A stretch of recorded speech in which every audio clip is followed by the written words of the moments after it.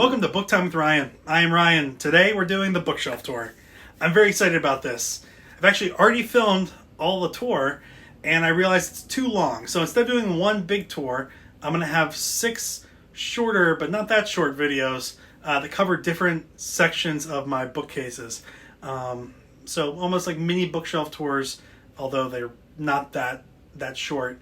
And they're going to be themed. So each bookshelf tour will have a theme written on it. There will be a total of 6. I will link to all of them in the description, and you can find the ones that you want to look at. Spend more time on the ones that you're interested in and less time on the ones that you don't care about. But I'm very excited about this. If you see something today that you like or that you want to hear more about, let me know, because I'm happy to go more in depth with the books that I have.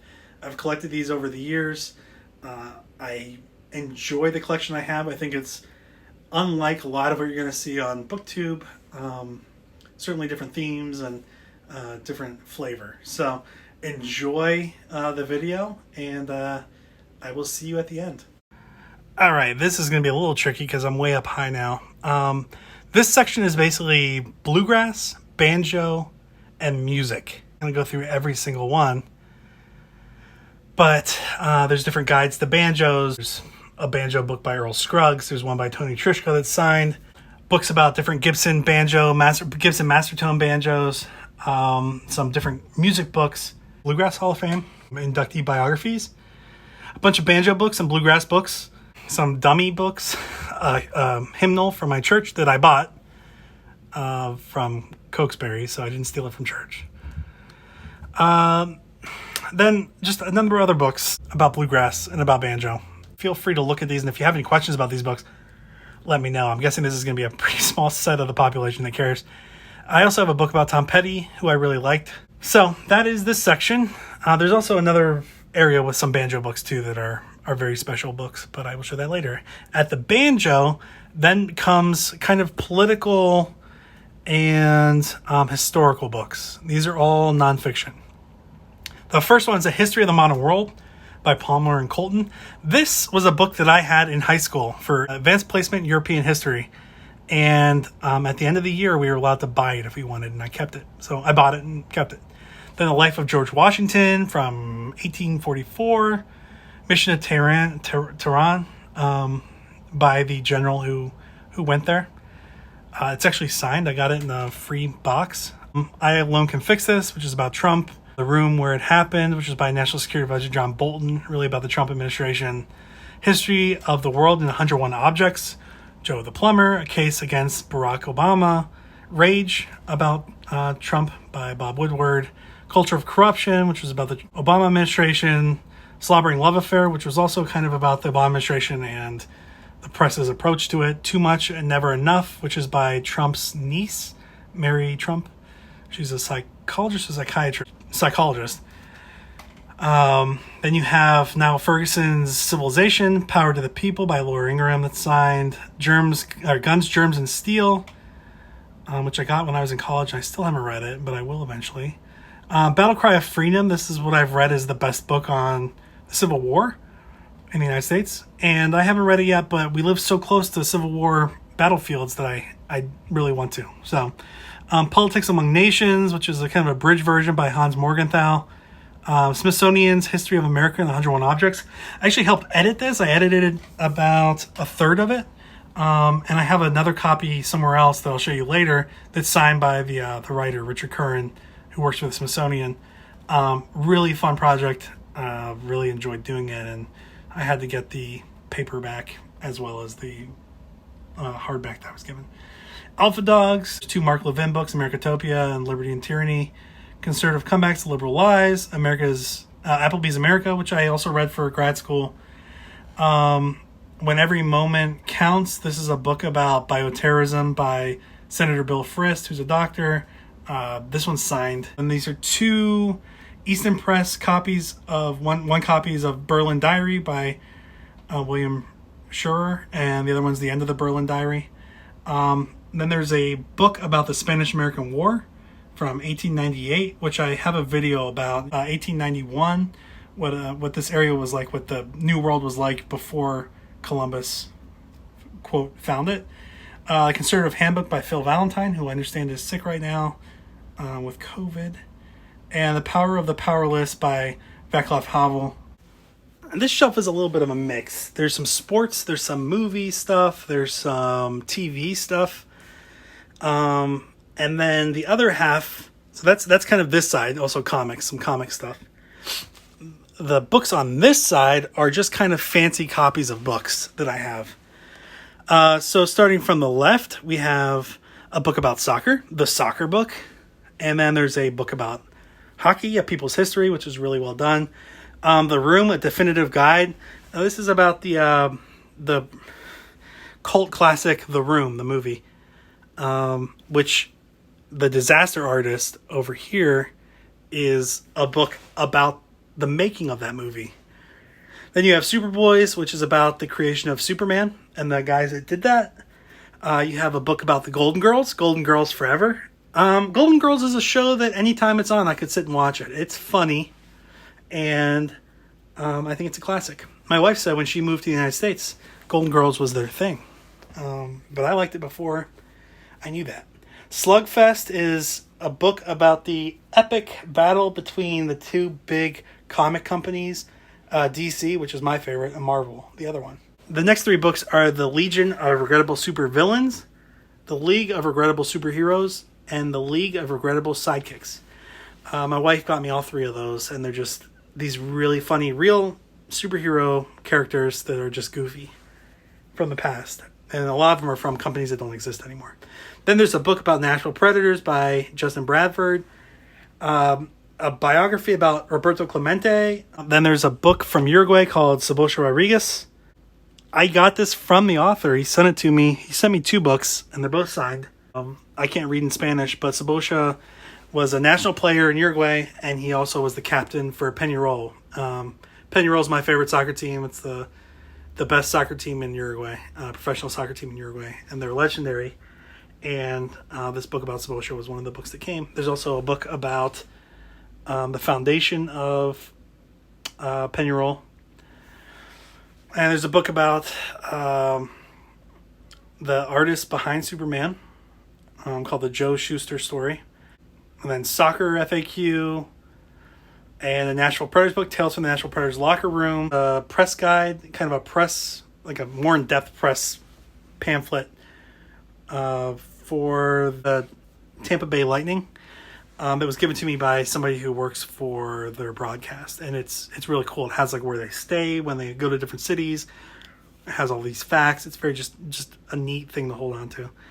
There are 100 things that Predators fans should know and do before they die, by John Glennon. Again, Nashville Predators are my hockey team, and that's why you're seeing so many Predators things. The Disaster Artist I brought up, but that's about the making of the movie The Room. It's also a Disaster Artist was made into a movie, which was really spot on with the book. I enjoyed that. The Best Game Ever is about the Game 7 of the 1960 World Series. The Pittsburgh Pirates beating the New York Yankees. And it's very well done. I loved it. And then this is another book by the same guy who did Sabosha Rodriguez about Peñarol. Then there's the Penguin Classics Moby Dick. I have mixed feelings about this because it's got like a foil kind of finish on it, but it comes off on your hands. It doesn't seem very hardy. I think like if I read it, if I used it, it would just fall apart, visually at least. Then you have three books that are from the Heritage collection, I guess. Essays of Montaigne, book 1, book 2, and then a handbook, which I haven't looked at yet, but they look neat. I got that because Montaigne came highly recommended by Emma Angeline, the Sarcastic Fish, YouTube. She says she's not a booktuber, but she is. Then you have Dune, the nice copy. This is kind of what I think of as my booktube credibility book, because it seems like a lot of people have that version of Dune. It's a really nice copy. Then I have Neil Gaiman's The Ocean at the End of the Lane, which was recommended by Ruby Granger on BookTube. I don't know anything about it, but it's a really nice copy of it. There's some pictures in it and stuff, so I like that. Then there's Michael Crichton's Jurassic Park and The Lost World, in the Barnes & Noble copies, classics. I don't know what they're called. But I want to read both those books. And then there's the Ship of Theseus, which is the S book. Check that out if you haven't. So many cool things in there. It's just there's a whole process to read it. It's supposed to look like a library book, but there's all these things to it that I haven't read it yet, and I need to kind of read up on how to read it before I do. And then the last thing on this shelf is Something Wicked This Way Comes by Ray Bradbury, and that's the Folio Society copy. It's the only Folio Society copy I have, and I haven't read Ray Bradbury, but I used to watch the Ray Bradbury Theater on TV. So that is this shelf. This shelf is a mix of fiction and nonfiction. The little trinket on this is the Capitan Miranda. It's a training vessel of the Uruguayan Navy. It visited the United States in Baltimore, Maryland, and my wife is Uruguayan, so I drove up to Baltimore and visited it and got that. My daughter believes it's hers, so we will say it is hers, since she is Uruguayan too. But it was a very cool ship, and it's kind of cool to have a little thing from that. They were very nice on there too. Shelf, there are a number of fiction and nonfiction. It's a mix. So on this shelf, you can see Ghosts of Manhattan by Douglas Brunt. That's kind of it's almost like Bonfire of the Vanities. The Chain is a horror book. The Formula is nonfiction. There's Ernest Hemingway, Sun Also Rises.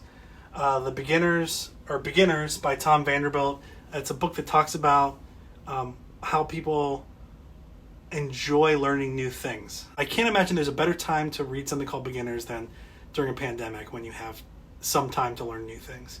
Fixers, The Target. The Target is about the SEC, the Securities and Exchange Commission. Guarded by Dragons, but it's a work of fiction. Guarded by Dragons is by Rick Gakowski. It's about him collecting books and stories from different interesting collections. Then here you have the extremely unofficial and highly unauthorized Star Wars Kama Sutra. It is, I guess I can show it. It is just different toys. It's different Star Wars toys doing different things. I mean, there are even non-Star Wars toys in there. Why did I get this? Because I got this because Disney bought Star Wars, and I thought, certainly Disney will not allow this kind of book to exist. So I thought that it was going to be a short-lived book, but I think you can still buy it. So it didn't really pan out the way I thought it would, but I don't use it. If any boys that were at some point 10 to 15 years old know how to make their toys do sexual things. Not real sexual things, but when you make your superheroes make out. Poor Storm, my X-Men. Then there's John Hodgman's Vacation Land, which is a really cool book. Wicked Autumn, which I haven't read yet. It's signed The Giver. That's one of the original copies of Giver from a long time ago. Then you have Wild at Heart, Listening for the Crack of Dawn. Now, I should say, Listening for the Crack of Dawn is special to me because I'm dyslexic. I grew up not really reading. And Donald Davis, he does storytelling, recorded storytelling. He has a tape. Here's a tape that I listen to all the time. Dr. York and the Typhoid Shot and Old Man Hawkins' Lucky Day. I listened to this tape so many times. I never read the book. He signed that book. He visited my school. But when you can't read books, tapes were the way to go because we don't really use tapes anymore. And this was my favorite tape. So it has a special place in my heart because it really entertained me for a long time, and I almost knew those stories by heart. Then you have Orwell's Animal Farm and 1984 in one book, which is cool. And then Long John Nebel's The Way Out World, which I talk about in another video. Then you have So You've Been Publicly Shamed by John Ronson. And I always want to say Ron Johnson, which I don't know why. But or Ron Swanson. But it's John Ronson. This was recommended by Carly Thorne at Uncarly on BookTube. And it's a work of nonfiction. So I'm excited to read it. I haven't read it yet. Then you have The Tree of Smoke, which won some award. Humble Pie, which is nonfiction. Really good. It's about mathematical errors hilarious, so funny. Check it out. And then there's Buzz, which is about bees, and that was recommended by Beth Ann at Beth Ann. I can't pronounce your last name. Sorry, Beth Ann. I didn't have it in front of me. I'm excited. Bees are very important, and I don't know much about bees, so I haven't read it yet, but I am going to read it. The Violinist's Thumb by Sean Keane is also nonfiction. Then you have 100 Years of Solitude, where everyone has the exact same name. I read part of that. I'll read it at some point. Awkward Family Photos and Metamorphosis, The Shack, and then Traffic. Traffic is nonfiction. I use that to make some arguments against the Sheets moving in next to my neighborhood and the danger that posed to children in our neighborhood and our livelihoods. So far we're winning that fight in the county's process. Then there's Chris Buckley's Thank You for Smoking, which is a movie too, which I really enjoyed the movie. I haven't read the book yet, but the movie was, I thought, well done. And then Behold the Dreamers. This is one of the few books that I've read that was in a book club at work. Superintelligence, John Stein, which is nonfiction. John Steinbeck's East of Eden, which was recommended by a girl that I went on a date with. So I bought it, read it, enjoyed it. Good pick. There's Paper Profit, a green book, which I don't know the exact title for. How to Poo Your Way to the Top, which is important. It should not be poo-pooed. There's a book that's in German about Rio de la Plata, which is a river right next to Uruguay. And I can't read it. I know some German, but not enough to read an entire book. But I just like the idea of this book about an area that my wife's from that's in German. It's a pretty old book. Then there's a green book by Gaddafi, which I have not read and would not agree with, but it's there. So it was given to me.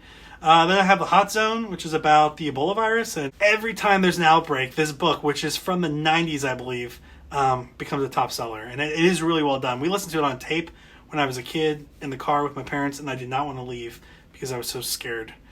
And then the last thing is the Federal Investigators. And that's just a group of stories about different agencies in the United States, two of which I've worked for. So that's cool for me. And that is this shelf.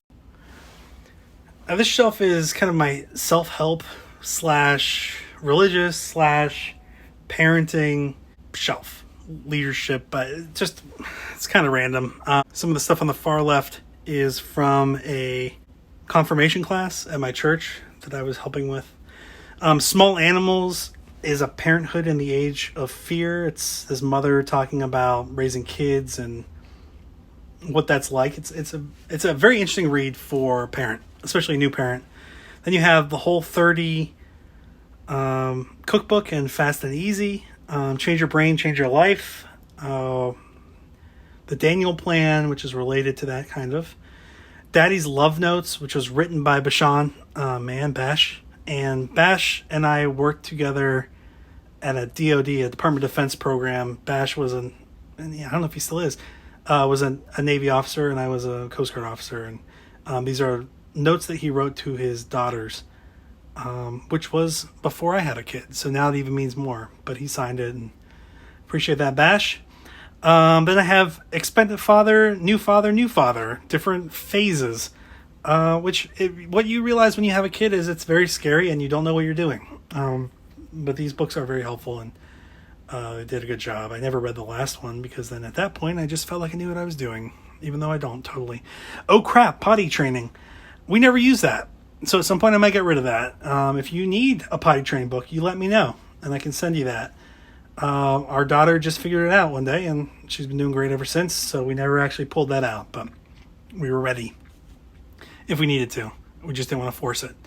Then there's a history book about the church that I go to in Virginia. How to Raise a Reader, which just talks about different books that kids can read and how to get them into it. The Book of Discipline. I'm Methodist, and this is the rule book, although it's older now. Grateful was given to me by our minister at my church. Love Wins is about love.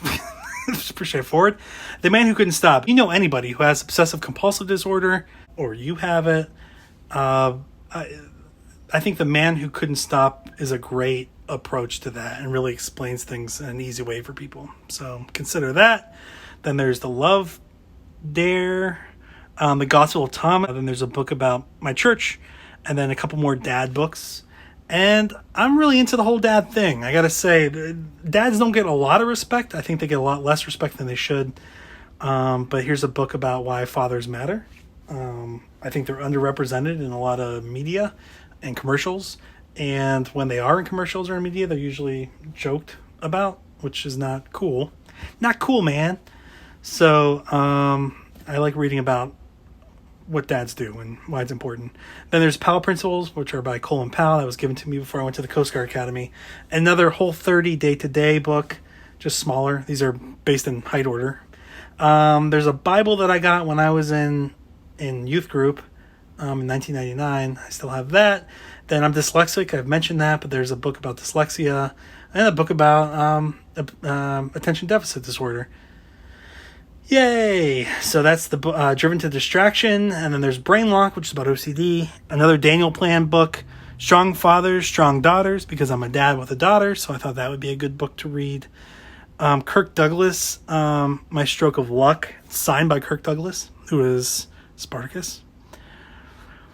Rescuing Sprite by Mark Levin is about a rescue dog and the pain and love that they felt as they were having to put their dog down, which probably is rough for me. I read it a long time ago, but that would be hard to read now since we just put our dog down. But that is a signed book, and I got it because I called into a radio show, and he was like, I'm going to send you my book.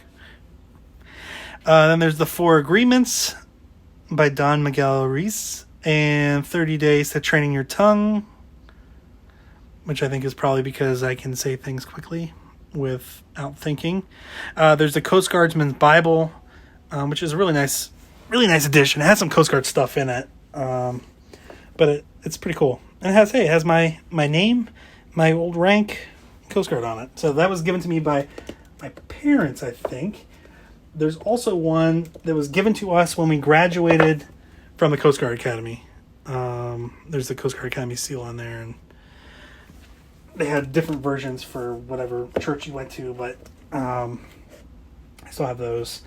Then there is the Dr. Spock's Baby and Child Guide, child care guide, and fortunately we haven't really had to use that because our kid's been good. Grace for the Moments, just these are little like things of advice and ways to kind of catch your breath, I guess. Father to Daughter, just little pieces of advice from a father to a daughter.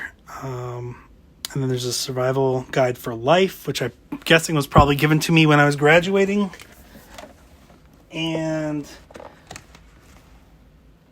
Simple Prayers for Graduates. It's kind of like the thing that you get when you're graduating high school, and people that like you at home want to make sure that you do okay when you move away. So that is this shelf. This shelf is really a mix of historical stuff and guides, some Spanish stuff, some random stuff, but mostly it's about nouns, persons, places, and things. I have most of my stuff about Uruguay on this shelf. I have some stuff about other locations. I have guides to dogs and birds and mammals, coins, some travel guides, just kind of random stuff. So on this shelf I have Bibliostyle, which is a pretty cool book about different people's approaches to collecting books and their personal libraries. There's Atlas Obscura, which is different cool places to visit around the world. There's a book about Uruguay that was given to me by a coworker.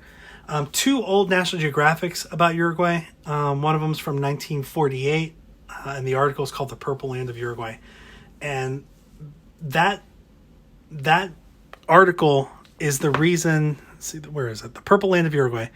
The reason that's important is this is a huge part of the magazine is about Uruguay, but it also led me to read another book called The Purple Land, which is about Uruguay. Then there's a Then and Now about Pittsburgh, The Living Sound of the Wind, which is about the author of The Purple Land, a guy named William H. Hudson, who was born in Argentina to an English family. He grew up there and then moved as an adult to the UK, where his first book was The Purple Land That England Lost. And I have an original first edition, first printing copy of that that's signed from 1885, and that'll be on my important shelf that I'll show you later. Then we have the Uruguay Guide to Montevideo, which is the capital of Uruguay, and the Uruguay Guide to Uruguay, both by Karen Higgs, who is an English woman that lives in Uruguay. She's very active on Facebook, and very good guides for non-natives, which I really appreciated. I haven't been to Uruguay, but I think it's well done. Reinventing New London. It's kind of a then and now. It has old pictures of New London, Connecticut, which is where my undergrad program was located, at the Coast Guard Academy in New London, Connecticut. Old whaling town. Then there's the Idiot's Guide to RV Vacations, in case idiots come over and they need help with that. Certainly, it's not me. Then there's The Purple Land. This is the copy that I read. It's one of those printed to order. And I read that next to a pool. Then there's Moving to Uruguay. And then the Robin Hood Guerrillas, Other Inquisitions by Borges. He talks about the Purple Land and how it is really one of the greatest works of gaucho fiction ever. Painless Spanish. There's a book called The Secret, A Treasure Hunt. This is the newer version of it that doesn't have as great of illustrations. I also have a first edition, which are hard to find and more expensive. I'll show you that later, but I got this because I didn't want to risk the expensive one. Then there's Heroes on Horseback, which is about revolution in Uruguay. Then you have a German book about Hessen, the state of Hessen in Germany. Guide to Dogs, which is really awesome. An older copy of The Purple Land that has illustrations, which I found in kind of randomly in an antique store. Then a Traveler Guide to Uruguay, a book about wine that I won. Newcomer's Handbook for Washington, D.C. for when I moved to the Washington, D.C. area. A Traveler's Guide for the Dominican Republic. That's where my wife and I went for our honeymoon. There's a Civil War Traveler's Guide. We live close to Civil War sites, and at some point we want to take an RV vacation to visit Civil War sites.